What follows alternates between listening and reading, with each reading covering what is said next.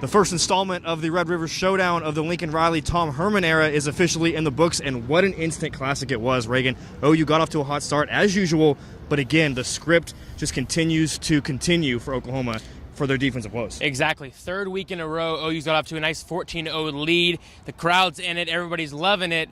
And then they stop, and the other team gets back in it. Texas again today. Texas played well those last three quarters, but OU's defense showed the same problems they've had the last few weeks. Coverage, giving up big plays on third down. That's been their killer, is their inability to get off the field on third down.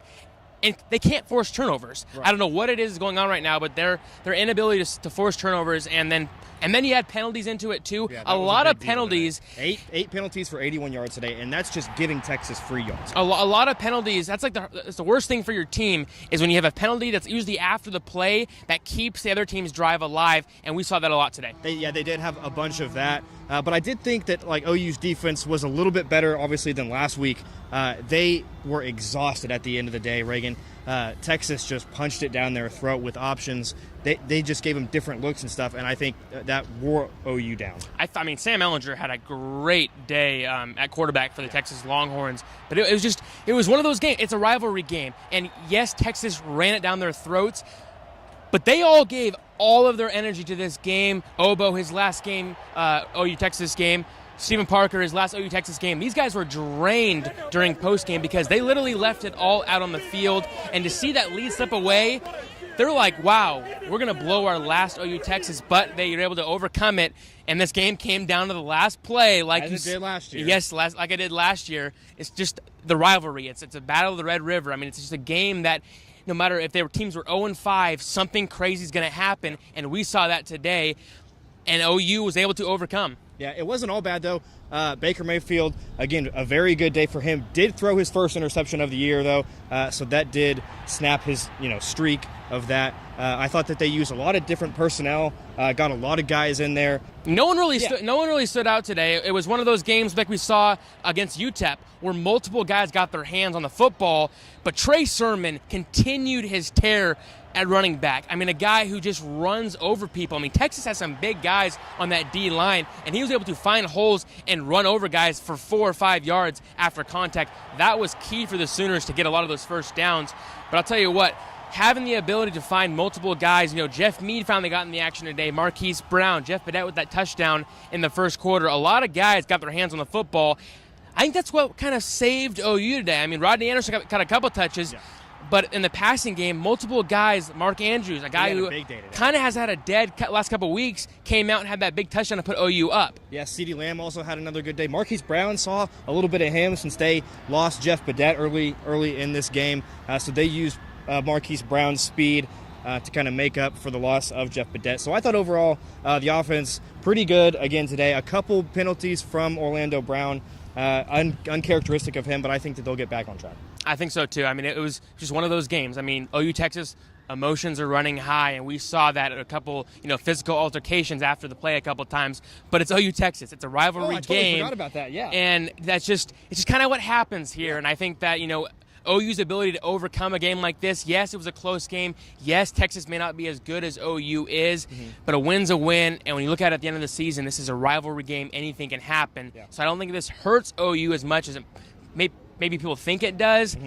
Their ability to overcome that comeback by Texas was key. Yeah, I think so. Good and bad. This is what the team had to say about today's win. Yeah, I mean, that's why they call it the Red River Rivalry. I mean, what a great game. It was the atmosphere was electric. We fought all day, even when we didn't play our best ball, even when we had some things go against us. And I think we really took some steps forward as a team. We're going to play a lot better as this thing goes on. We're going to get a lot better as a team. But anytime you come out of here with the win, it's a special moment. We told each other we were playing for each other. We're brothers. We're brothers in there. Everybody, we knew what we were going to have to do to win the game. So that's all it was. As an offensive line, we kind of understood what they would be game planning us with and the different type of blitzes that they would be throwing at us. And all week Coach Beatenbow, Coach Riley, you know, they prepped us, and you know, they didn't do anything that we didn't expect. You know, obviously there was some lack of execution, you know, here and there, but you know, man, we were pretty much ready for it. I don't think I could truly put it into words to describe it correctly. You know, I hit on it earlier that, you know, it started to settle in, that feeling that it was my last one. There's no atmosphere like this in all of college football. There's nothing to compare it to. So it's going to be tough for me to have that settle in, and it's not like I'm the only one sitting up here that's the last one. You got 2 seniors over here to my right as well, and so it's gonna be hard for me. You know, that's why I'm trying to enjoy every single moment I have left with this team. A big win, obviously, here today at the Cotton Bowl, Reagan. But more importantly, I think for OU, obviously getting out of this game today with a win. Because Clemson lost this weekend, Washington State lost, Auburn lost. Those are 3 teams ranked ahead of OU, and I think that's going to move OU up inside 7-8 range, 7, 8, 9. I think that Clemson loss really helped OU a lot after their loss to Iowa State last week.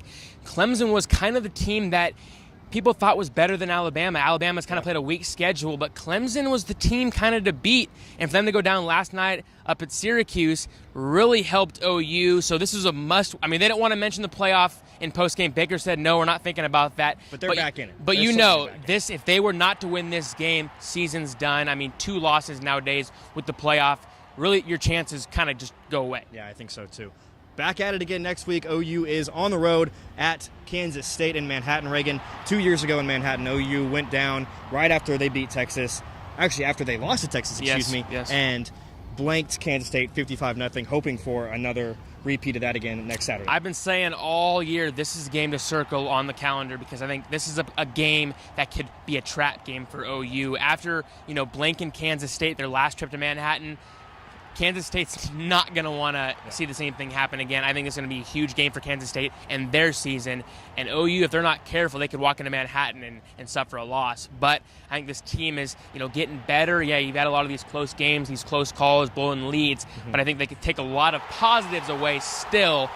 Hopefully they can get Abdul Adams back. I mean, that's a guy that's an electric playmaker on the offensive side of the football. And if they can't have him, I mean, Trey Sermon's doing a great job, but he needs another guy to kind of back him up. Yeah, I agree.